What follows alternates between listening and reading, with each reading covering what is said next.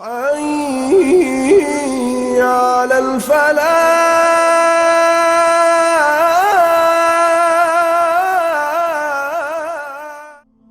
اعوذ باللہ من الشیطان الرجیم.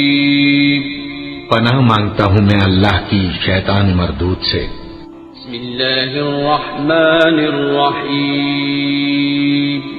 شروع اللہ کا نام لے کر جو بڑا مہربان نہایت رحم والا ہے. اور ان میں بعض ایسے ہیں جو پیغمبر کو ایذا دیتے ہیں اور کہتے ہیں کہ یہ شخص میرا کان ہے.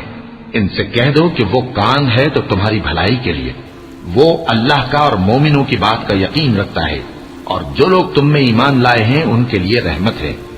اور جو لوگ اللہ کے رسول کو رنج پہنچاتے ہیں ان کے لیے عذاب علیم تیار ہے. مومنوں، یہ لوگ تمہارے سامنے اللہ کی قسمیں کھاتے ہیں تاکہ تم کو خوش کر دیں، حالانکہ اگر یہ دل سے مومن ہوتے تو اللہ اور اس کے پیغمبر اس بات کے زیادہ حقدار ہیں کہ یہ انہیں خوش کرے. کیا ان لوگوں کو معلوم نہیں کہ جو شخص اللہ اور اس کے رسول سے مقابلہ کرتا ہے تو اس کے لیے جہنم کی آگ تیار ہے جس میں وہ ہمیشہ جلتا رہے گا. یہ بڑی رسوائی ہے.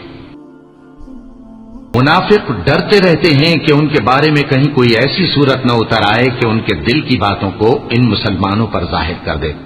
کہہ دو کہ ہنسی کیے جاؤ، جس بات سے تم ڈرتے ہو اللہ اس کو ضرور ظاہر کر دے گا. اور اگر تم ان سے اس بارے میں دریافت کرو تو کہیں گے کہ ہم تو یوں ہی بات چیت اور دل لگی کرتے تھے. کہو کیا تم اللہ اور اس کی آیتوں اور اس کے رسول سے دل لگی کرتے تھے؟ عذر مت پیش کرو، تم ایمان لانے کے بعد کافر ہو چکے ہو. اگر ہم تم میں سے ایک جماعت کو معاف کر دیں تو دوسری جماعت کو سزا بھی دیں گے، کیونکہ وہ گناہ کرتے رہے ہیں. منافق مرد اور منافق عورتیں ایک دوسرے کے ہم جنس یعنی ایک ہی طرح کے ہیں کہ برا کام کرنے کو کہتے اور نیک کاموں سے منع کرتے اور خرچ کرنے سے ہاتھ بند کیے رہتے ہیں. انہوں نے اللہ کو بھلا دیا تو اللہ نے ان کو بھلا دیا. بے شک منافق نافرمان ہیں. اللہ نے منافق مردوں اور منافق عورتوں اور کافروں سے آتش جہنم کا وعدہ کیا ہے جس میں وہ ہمیشہ جلتے رہیں گے. وہی ان کو کافی ہے اور اللہ نے ان پر لعنت کر دی ہے اور ان کے لیے ہمیشہ کا عذاب تیار ہے.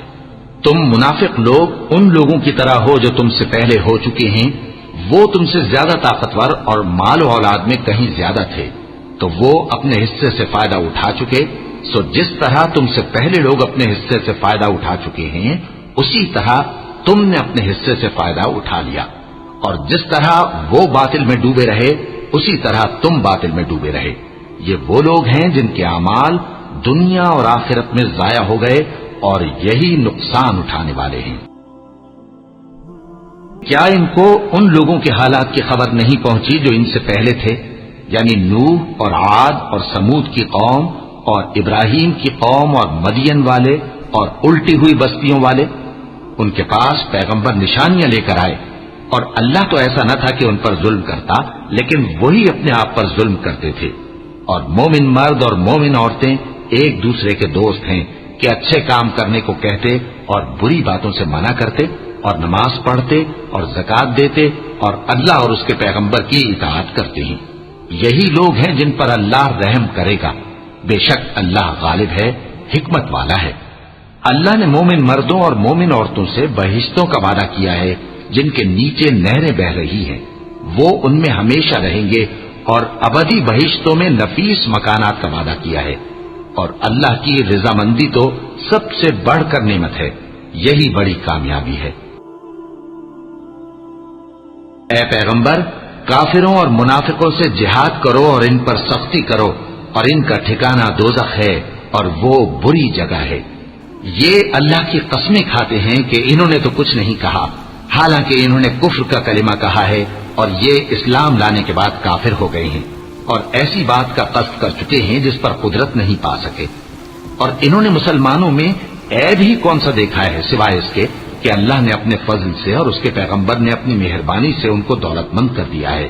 سو اگر یہ لوگ توبہ کر لیں تو ان کے حق میں بہتر ہوگا، اور اگر منہ پھیر لیں تو اللہ ان کو دنیا اور آخرت میں دکھ دینے والا عذاب دے گا اور زمین میں ان کا کوئی دوست اور مددگار نہ ہوگا.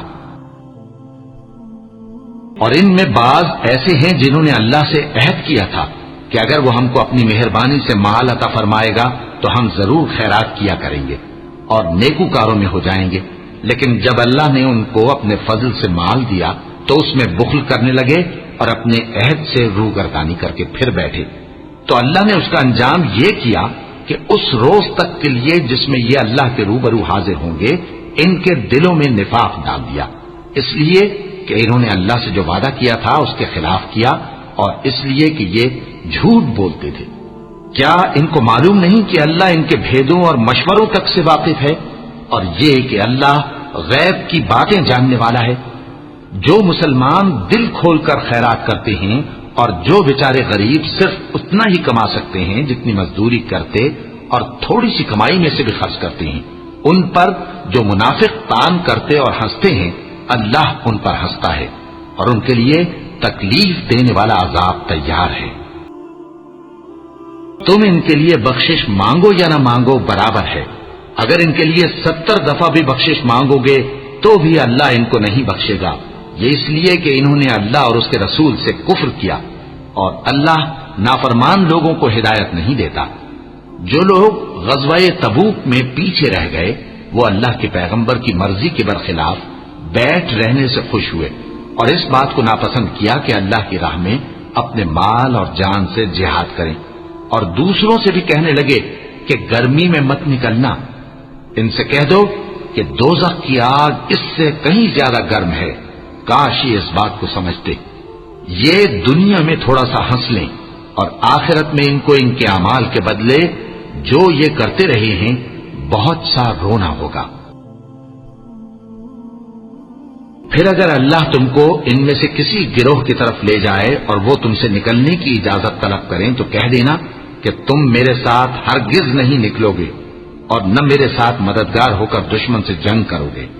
تم پہلی دفعہ بیٹھ رہنے سے خوش ہوئے تو اب بھی پیچھے رہنے والوں کے ساتھ بیٹھے رہو، اور اے پیغمبر ان میں سے کوئی مر جائے تو کبھی اس کے جنازے پر نماز نہ پڑھنا اور نہ اس کی قبر پر جا کر کھڑے ہونا۔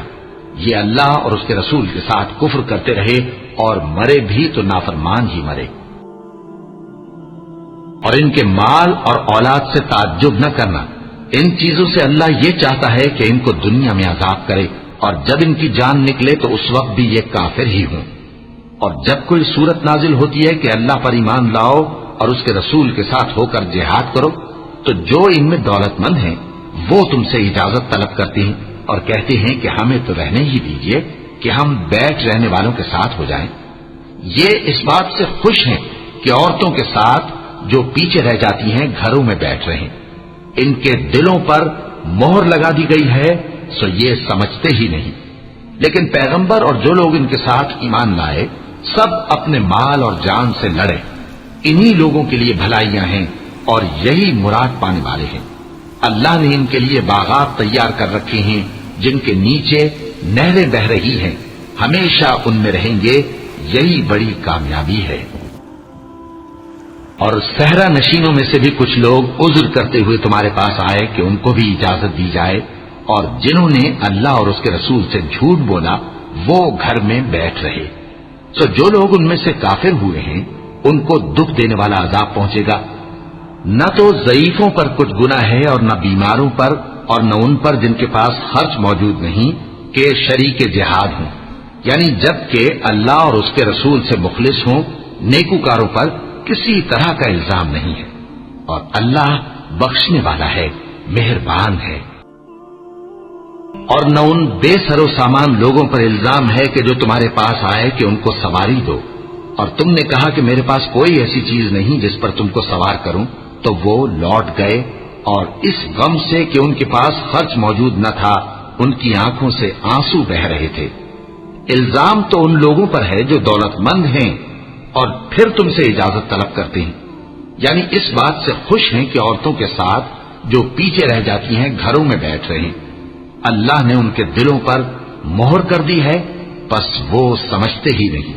يعتذرون إليكم إذا رجعتم إليهم قل لا تعتذروا لن نؤمن لكم قد نبأنا الله من أخباركم وسيرى الله عملكم ورسوله ثم تردون إلى عالم الغيب والشهادة فينبئكم بما كنتم تعملون.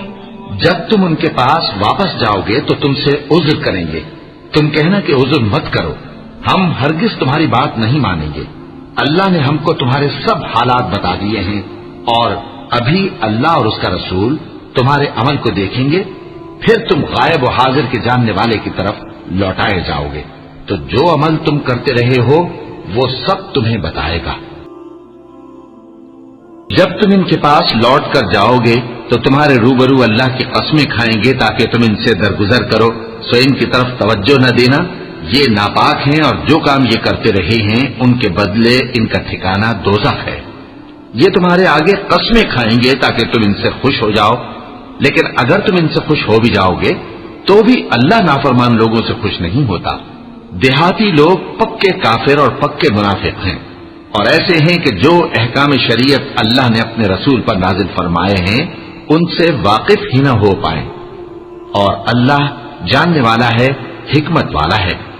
اور بعض دیہاتی ایسے ہیں کہ جو کچھ خرچ کرتے ہیں اسے تاوان سمجھتے ہیں اور تمہارے حق میں مصیبتوں کے منتظر ہیں.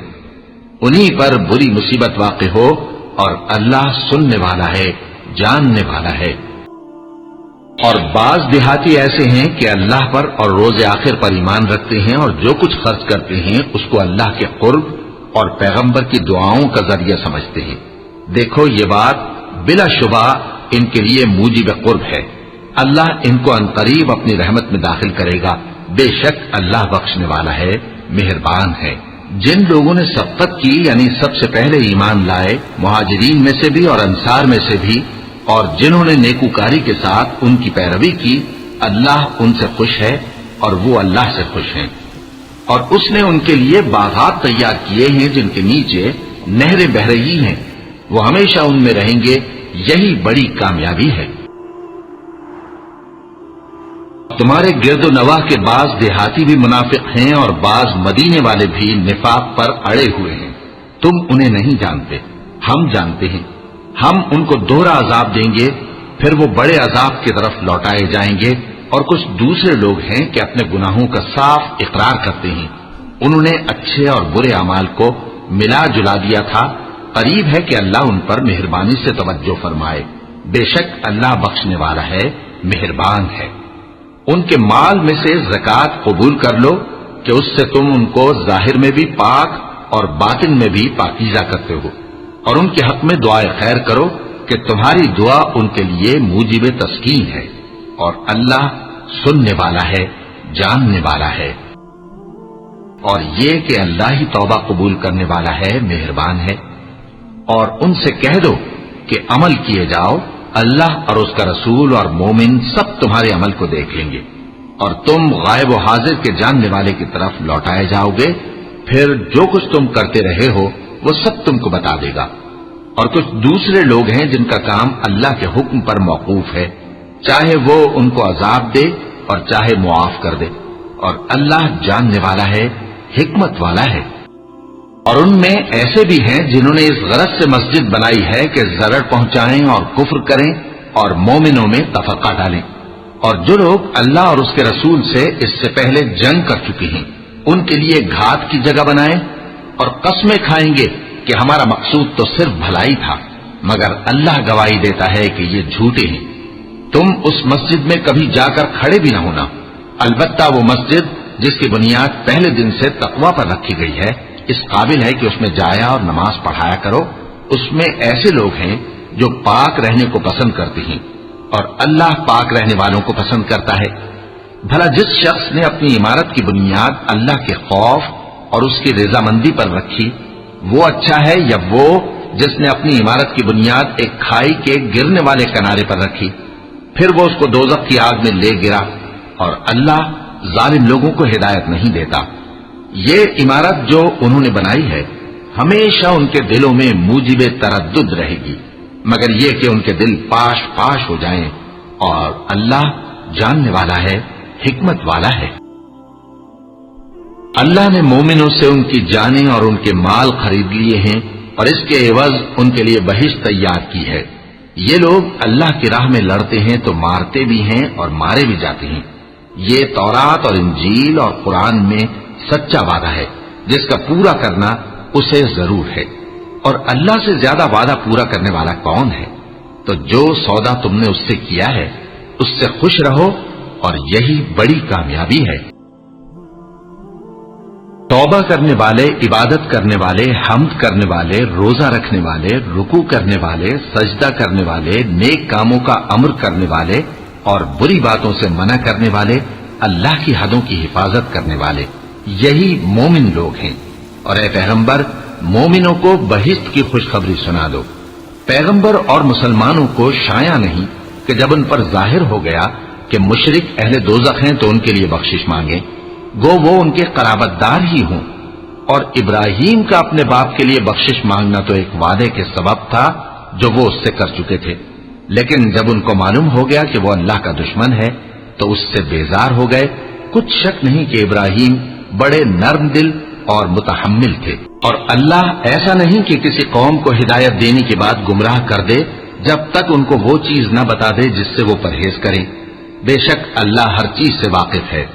اللہ ہی ہے جس کے لیے آسمان اور زمین کی بادشاہت ہے، وہی زندگانی بخشتا اور وہی موت دیتا ہے، اور اللہ کے سوا تمہارا کوئی دوست اور مددگار نہیں ہے۔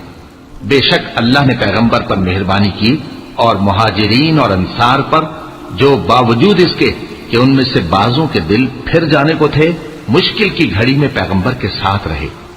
پھر اللہ نے ان پر مہربانی فرمائی، بے شک وہ ان پر نہایت شفقت کرنے والا ہے، بڑا مہربان ہے۔ اے اہل ایمان، اللہ سے ڈرتے رہو اور راست بازوں کے ساتھ رہو۔ اہل مدینہ کو اور جو ان کے آس پاس دیہاتی رہتے ہیں ان کو شایع نہ تھا کہ اللہ کے پیغمبر سے پیچھے رہ جائیں، اور نہ یہ کہ اپنی جانوں کو ان کی جان سے زیادہ عزیز رکھیں۔ یہ اس لیے کہ انہیں اللہ کی راہ میں جو تکلیف پہنچتی ہے، پیاس کی یا محنت کی یا بھوک کی، یا وہ ایسی جگہ چلتے ہیں کہ کافروں کو غصہ آئے، یا دشمنوں سے کوئی چیز لیتے ہیں تو ہر بات پر ان کے لیے عمل نیک لکھا جاتا ہے۔ کچھ شک نہیں کہ اللہ نیکوکاروں کا اجر ضائع نہیں کرتا۔ اور اسی طرح وہ جو خرچ کرتے ہیں، تھوڑا یا بہت، یا کوئی میدان طے کرتے ہیں، تو یہ سب کچھ ان کے لیے اعمال صالحہ میں لکھ لیا جاتا ہے تاکہ اللہ ان کو ان کے اعمال کا بہت اچھا بدلہ دے۔ اور یہ تو ہو نہیں سکتا کہ مومن سب کے سب نکل آئے، تو یوں کیوں نہ کیا کہ ہر ایک جماعت میں سے چند اشخاص نکل جاتے تاکہ دین کا علم سیکھتے اور اس میں سمجھ پیدا کرتے، اور جب اپنی قوم کی طرف واپس آتے تو ان کو ڈر سناتے تاکہ وہ بھی محتاط ہو جاتے۔ اے اہل ایمان، اپنے نزدیک کے رہنے والے کافروں سے جنگ کرو، اور چاہیے کہ وہ تم میں سختی پائیں، اور جان رکھو کہ اللہ پرہیزگاروں کے ساتھ ہے۔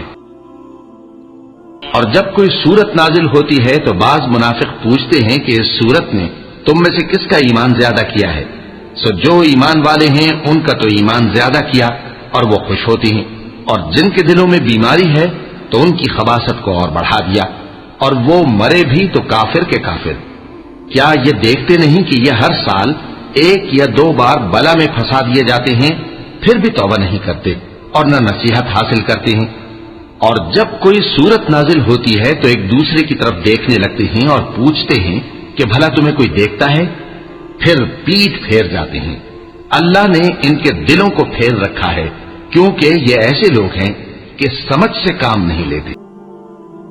لوگوں، تمہارے پاس تمہیں میں سے ایک پیغمبر آئے ہیں، تمہاری تکلیف ان کو گراں معلوم ہوتی ہے اور وہ تمہاری بھلائی کے بہت خواہش مند ہیں، اور مومنوں پر نہایت شفقت کرنے والے ہیں، مہربان ہیں۔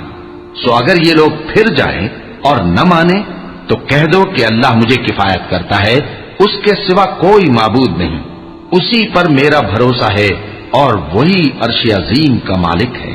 صدق اللہ العظیم۔